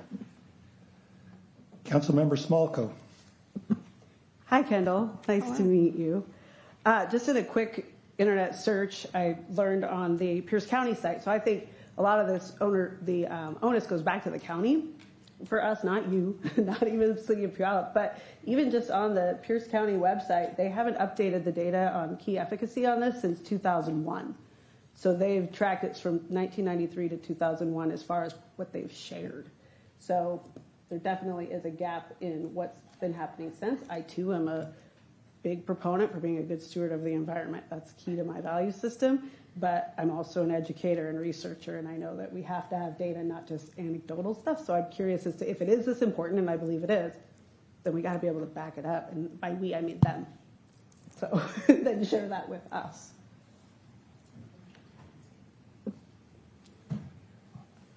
Any further comments? Okay, Councilmember Castema came in under the wire. Thank you, Mr. Mayor. I move that we adopt first reading of an ordinance adopting the City of Puyallup Committee Trip Reduction Plan, 4-year plan, 2025-2029, and amending Chapter 21.16 Puyallup Municipal Code. Again, first reading. Second. I have a valid second. All in favor, please indicate by saying aye. Aye. Any opposed? Nay. The ayes have it. The first reading of the ordinance adopting the City of Puyallup Commute Trip Reduction Plan has been passed. We will now move on to item 5B on our agenda, which is the first reading of an ordinance amending section 1612.045 of the Puyallup Municipal Code as it pertains to the billing for solid waste services. And we will receive a report by Analyst Talika Makaria. Good evening, Mayor Whiting, council members. Talika Makaria, Performance Management Analyst. The ordinance before you tonight relates to the billing for solid waste, yard waste, and recycling services in the city of Puyallup, provided by Murray's Disposal Company. I will provide a brief background to the ordinance and then attempt to answer any questions that you may have. So for a while now, staff has been working with Murray's to renew their contract with us for their services. And at your next council meeting, we will bring you that contract for your approval. In the course of our discussions with Murray, we chanced upon an opportunity for process improvement that we believe will benefit our residents. So currently in the city of Puyallup, residents are billed on a fixed 2-monthly cycle in advance of their services provided by Murray's. What that means is, for example, your January bill reflects services provided in January and February. So obviously this does not align with the delivery of the service, and it is specifically challenging for new customers who may start their services mid-cycle.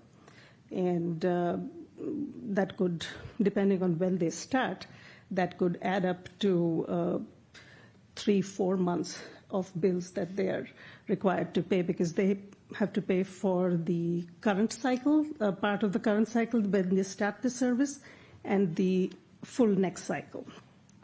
So to address this, the ordinance before you proposes to modify the billing practices so that residents will be billed for the past month's service and the current month's service.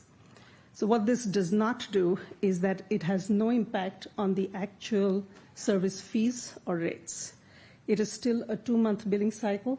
All it does is change the timing of the bill. The bill reflects different months of service, and it will reduce the bills, upfront bills for new customers. It aligns better with the actual service that is provided. And it will also help us match the schedule, the billing schedule for other cities around us, like Sumner, Bonnie Lake, Buckley, and Ortig. So that is what the ordinance is in front of you. Looking for passing the first reading, and happy to answer any questions that you may have. I'd like to take first bite here. I understand the rationale of moving to the new billing approach. However, there's a significant impact on cash flow for Murray's in doing so. In other words, they would, if we suddenly converted from a billing for January, February to one for December, January, then they'd already have paid December, so Murray's would only collect for 1 month in January as opposed to 2. So that would put a gap in their cash flow. Am I interpreting that correctly? I can tell you this. First of all, we do have Stephen Hopkins, who's regional manager. Sorry if I said that right.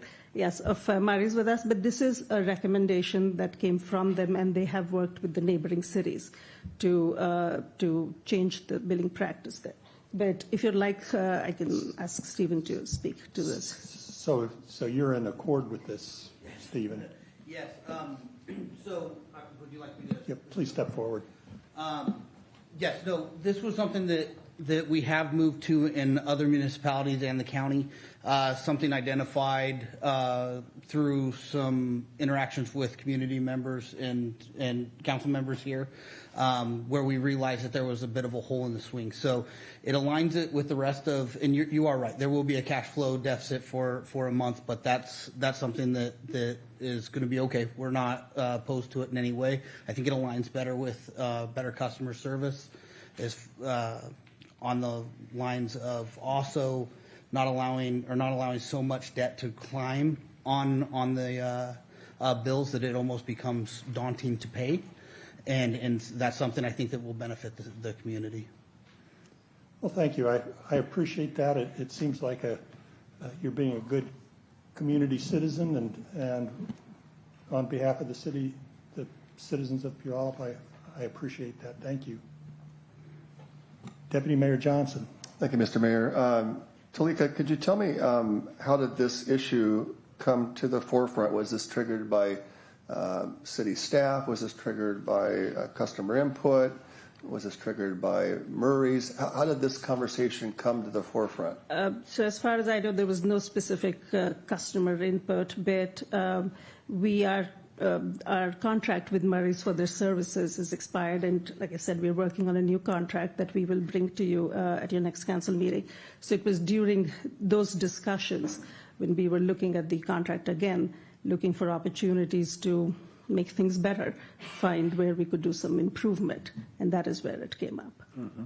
Okay, so it came through the ongoing discussions of a potential new contract. Correct. And this issue came up in some capacity. It was discussed and worked out from Murray's and with city staff in terms of a reasonable approach to bring to the council. Right. It seemed like this would be beneficial to our residents. Yeah, yeah.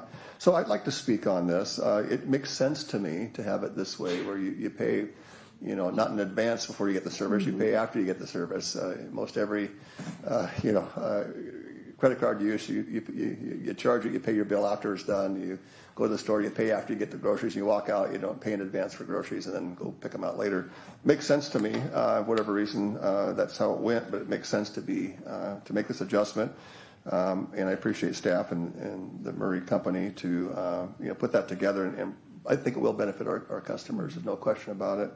I've been paying that bill for 30 years. I never even knew I was paying in advance. I just paid it. So anyway, so I do appreciate Murray's and the organization. So I'd like to propose that we make a first reading. I'd like to make a motion to make first reading of this ordinance as mentioned in 5B as a motion for consideration. Second. The motion has been moved and seconded. All those in favor, please say aye. Aye. Any opposed? The motion is passed. Okay, we will now move on to... Thank you, Council. Thank you, Talika. We will now move on to item 6, which is not on our agenda. Rather, on our agenda is item 4D. So given that this is your issue, Deputy Mayor Johnson, could you... I will turn the time over to you to discuss what your concerns are here. Thank you, Mr. Mayor. Yeah, I get kind of excited when I see some of these culvert projects. There's so many of them in our city. Could I get an update on, how this culvert process is coming, and once we accept this grant, what will happen with that grant money, and what will we see? Is this grant money that is coming in after we've already done the work, or is this grant money that will actually help us begin to start that? Can I get some information on that? And then also, how many other culverts are we working on that need to be done in terms of the future? I know we've done a few, but what's remaining, if we could? Just a general oversight of these culverts. Absolutely. Hans Hunger, city engineer. So this is a culvert, a grant program that we put a long game into in trying to secure this. This grant program is primarily geared at restoration work, which includes culvert replacements for restoring kind of water, trying to get back into the ground to restore the aquifer. And our stormwater engineer, Paul Marinin, had participated in a committee that was for our water resource area and did the groundwork for lining up that these culverts, where we have abilities to do restoration on either side of the culverts, these are on 27th Street and on 12th Street, where it enters in from the upper plateau down onto the valley floor to do that restoration that'll get the water in. So this was a very good fit for these. We've also had 2 of these culverts have had to have emergency repairs done on them. They're older style culverts that were put in when that very primitive road was put in many years ago, and they just aren't able to keep up with the modern flows from a developed areas upstream. So this one's a great one. We've already done also the 30% design on these culverts that allowed us to kind of show that we were ready for using this money there. We'll probably do, since there's 4 culverts here, do it in 2 separate construction contract phases. There we've got 2 culverts on a tributary to Deer Creek and 2 on the main stem of Deer Creek to do. So this is an area that's between kind of upstream is the Shaw Road culverts, along with the Shaw Road project that need to be done. But they're in a steeper section of Deer Creek. Those still need to be done, and we'll be looking at grants for trying to facilitate that, along with all the other construction that needs to happen on Shaw Road. And then downstream of these culverts, you go all the way through crossing under Pioneer, crossing under the railroad tracks, until your final crossing is at East Main. We're currently working on East Main on the preliminary scoping of that, which might involve some acquisition there. So trying to get those details worked out before we will try for another grant, or using some of our flood control zone district money also to be able to replace that culvert that's right now very undersized under East Main. But that's a pretty major culvert there. So a lot of work in the Deer Creek area. I think we're on like the initial phases of starting this work, restoring that. Amazingly, with all the fish passage problems and things that we have there, the fish still manage to get up into these areas and stuff, because where culvert might be a blockage maybe 80% of the time, you get a high water event, water backs up, now they can make it through, on there. So it's amazing how resilient some of these migratory fish are in this area. Thank you, Hans. So on this grant, accepting this, will this grant be sufficient up to complete a or several culverts? 4 culverts. 4. Yeah, Fantastic. one on 12th Street, and there's 3 as Deer Creek and a tributary cross under 27th. Great. That's amazing. Yep. And I do really want to just give a shout out to our stormwater engineer, Paul Marinin. He's rode this one through the whole way on trying to secure this. Everything from being part of the original committee to getting the application in, and then working very hard to show that they won't fund these culverts if there was a total blockage downstream, and showing that there isn't a total blockage. The fish still get up to here. So replacing these culverts before we do East Main still has value. Great. And then what's the amount of this grant approximately that we're getting? Is it quite a few? It's a little over $8.7 million. Oh, wow. That's impressive. So we need to give credit to somebody on this. I don't know who, but that's a pretty impressive grant that we won. And I hope there's some recognition obviously it was a team effort, don't get me wrong. It is. But there has to be some group or someone that we can thank in addition to the state. And we need to thank the state for providing that funding for us. But that's $8 million is pretty significant, and 4 culverts is very significant. Yeah, and I would say if I had to point out, I've mentioned Paul Marin, and I would also point out our grants coordinator, Jessica Johnson, does a fabulous job. I mean, she is taking what we as engineers put together and say, we can word it a little differently than this guy so it's more understandable, and just really polishing off these applications. So I'd like to get a message out to our city manager. I hope that, at least on behalf of myself and perhaps many on this council, that we're thanking and recognizing Paul and Jessica for their hard work on this. That's a significant grant. Those don't come easy, and I sure hope they get recognition on that, because that's a benefit to our city. It's a benefit to the residents. It's a benefit to our habitat, the streams, all that stuff is amazing. And I think I'm wrapping up. You can tell I'm kind of passionate about culverts. I live next to one, so I kind of appreciate that. So let's say once we accomplish these 4, how many left throughout the city do we have to replace still? Are there still quite a few remaining? I don't mean an exact science, but is there a kind of we have a lot of tributaries in a lot of creeks and rivers. Well, luckily we don't have a lot of tributaries that run through here. We have Meeker Creek. Yeah. Clark's Creek doesn't have any, culverts on. We've got bridges over that. And then Deer Creek. Deer Creek is the one that really has the most culverts on that are they're historically very old culverts that were done under a whole different standard before fish passage was really even thought of as this is important to get right. So how many would we have left at what's these 4? I wish I could give you an exact, but I would say we probably have like 12 at least. But I'll revise that up, because as you take Deer Creek down 25th, you're going through under every driveway that still can create a barrier for there. Yeah, well, that's amazing. And if I recall, just to test my memory, I recall it, and maybe city staff or you, Hans, could help me. But I think part of the reason why we're replacing some of these culverts, and other cities is because this was kind of wasn't there a lawsuit to where the city or to the state of Washington was sued, and they had to provide these culverts. Am I mistaken in my memory on that? Nope, you are not. The state of Washington was sued as part of the treaty rights with the tribes. The basic premise was, look, we're giving up some land, but we get to keep our fish.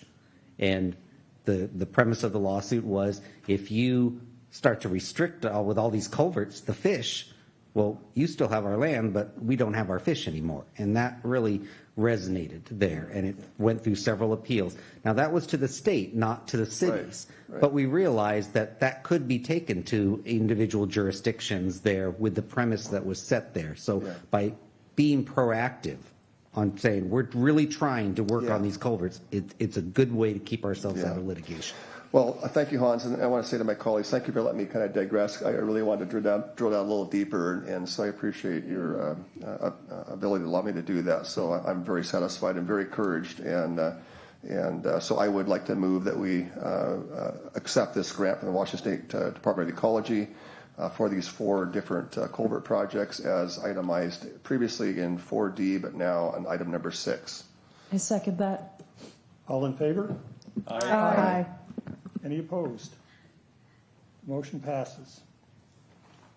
Okay, we'll now move on to our city manager's report. I will turn the time over to City Manager Steve Kirkley.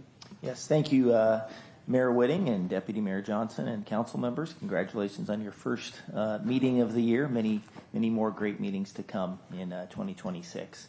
Your agenda for the next meeting, which is January 27th, some preliminary items. There will be a public hearing on the development agreement with Good Samaritan Hospital. You had a presentation on that late last year, and so that matter will be coming back to you for a public hearing and consideration of the development agreement. Second readings of both ordinances that were before you this evening, and then the Development and Permitting Services Department will be presenting their work plan for this coming year. It's pretty extensive, and want to get direction from all of you on that. And then there will also be an informational presentation introduction by the city engineer Hans Hunger, who you just heard from, regarding a traffic impact fee study. So those are the items for your next meeting on January 27th. Thank you. We'll now move on to our council member reports, and let's start with Council Member Castema. Thank you, Mayor. Appreciate that.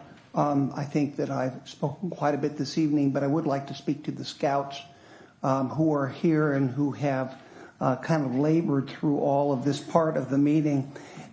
You're now an expert on culvert replacements. You've learned about the Puyallup commute reduction plan and maybe its lack of performance measures.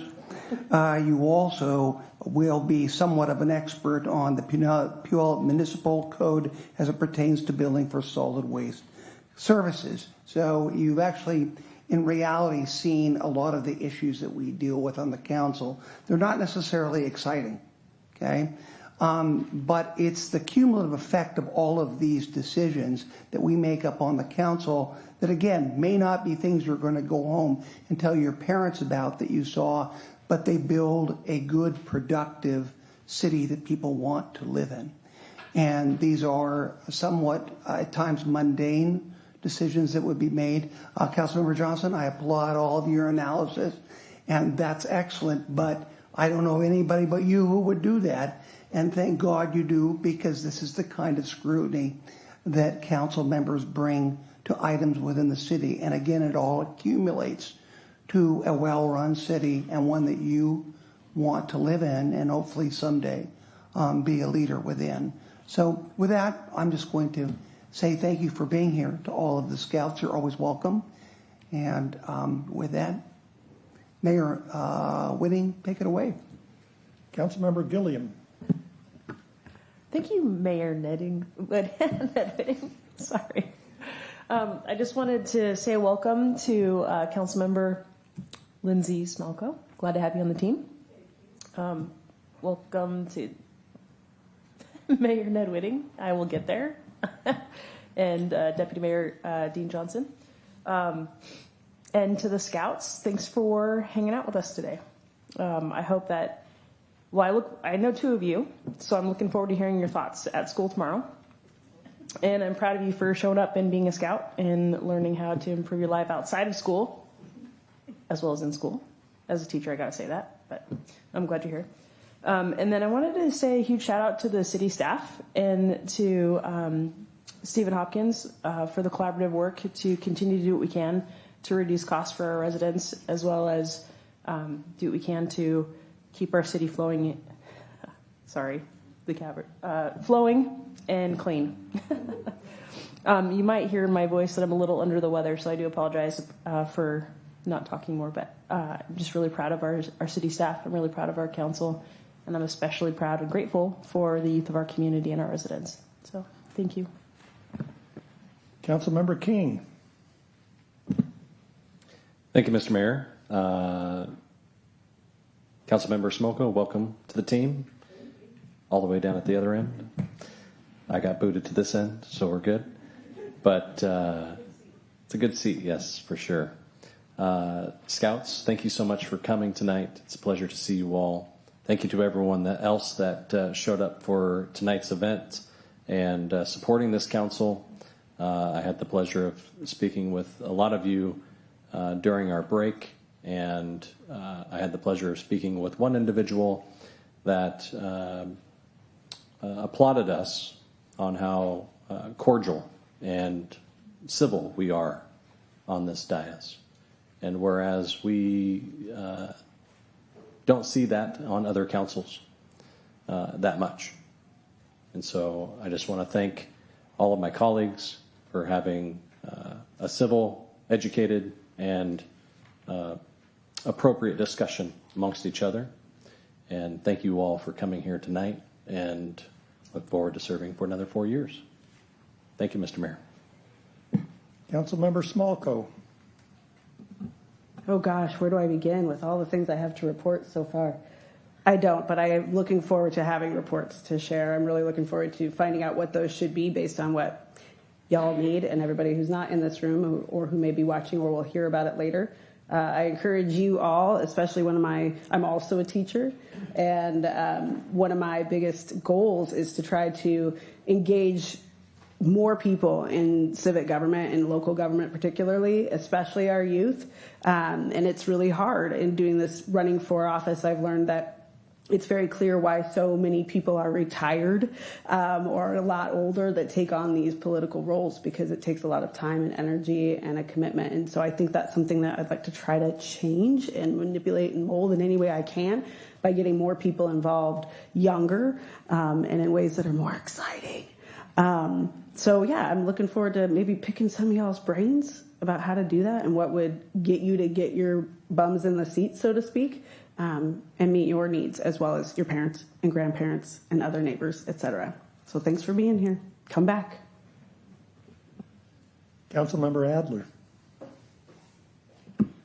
Thank you. Thank you, Scouts. Thank you, everyone, for hanging tough. It was a very exciting evening and monumental evening to set us off for our next 2-year cycle. So thank you.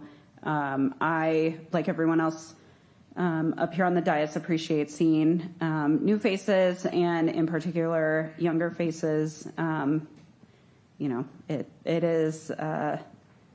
I just really appreciate you hanging tough because I know that it's been a long day. So thank you. I did have one question for the city manager or the mayor. When will committee assignments come before the council? They will be prepared for the next meeting on January 27th, I believe. 26th? 27th. Okay. Thank you. Happy New Year. Councilmember Johnson. Thank you, Mr. Mayor.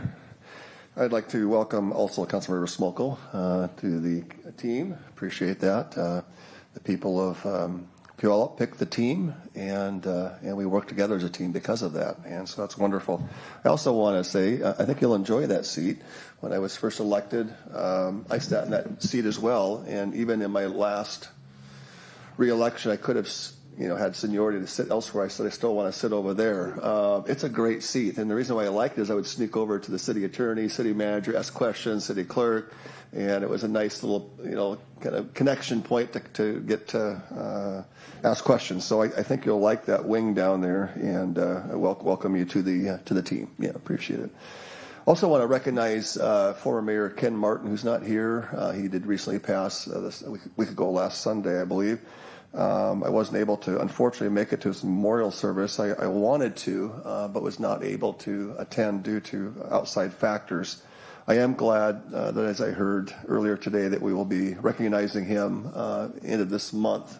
And to some of the scouts in the room, I remember when I first moved here over 30 years ago, I took my children for kind of a civics lesson to a Puyallup City Council member meeting, and in fact it was over where kind of the area where the condos are and the coffee shop there. That was where the old building was there, in this general area.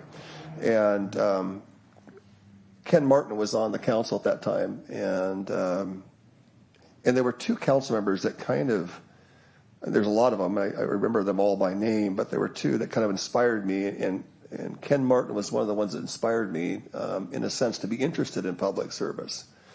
He was a humble man. He was a moral man. He was a calm demeanor man. He was a man that worked hard, that ran a good business, hardworking man. He was a family man. He was a man not only of faith, but a man, I believe, from what I could tell, lived out his faith. And it was consistent in his being who he was. And so I always admired him and looked up to him, even though I didn't know him intimately. I had interactions with him over the 30 years. But what a true testament of a public servant and a good human being that I certainly want to honor and thank. And I'll look forward to that event into this month to say a few more words. Also want to thank the Scouts as well.